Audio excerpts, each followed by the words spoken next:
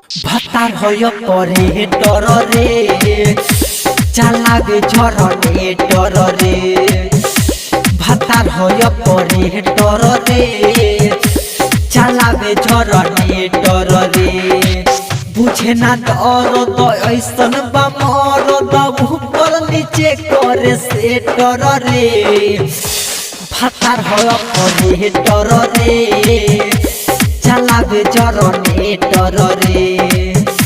भातार होय परे डर रे चालाबे झरने डर रे भातार होय परे डर रे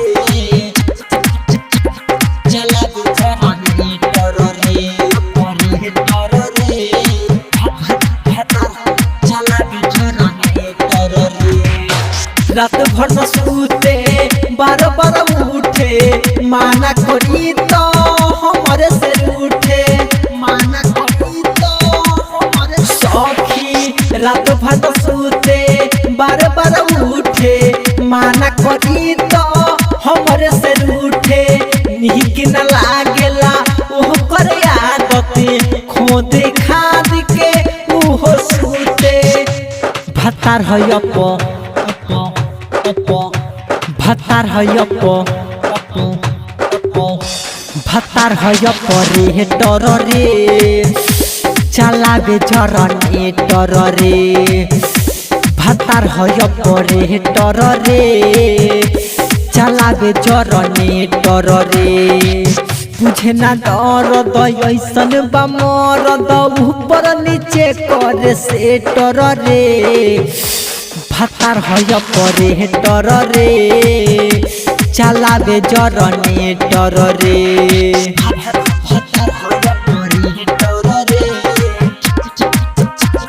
चालाबे झरने डर रे परे डर रे भातार झरने डर रे आए हाय कब देखे आगे कब देखे पाछे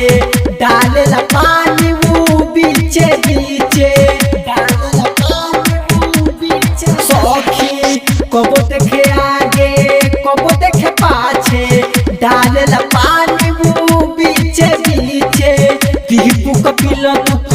केतना बताई मन कर सरगम सुनील संग जाई भातार होय भातार होय भातार होय परे डर रे चालाबे झरने डर रे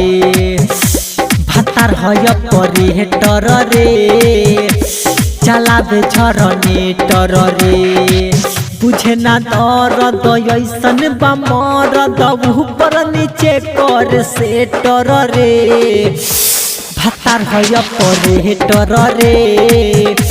चालाबे झरने डर रे भोलेनाथ रिकॉर्डिंग स्टूडियो रामनगर।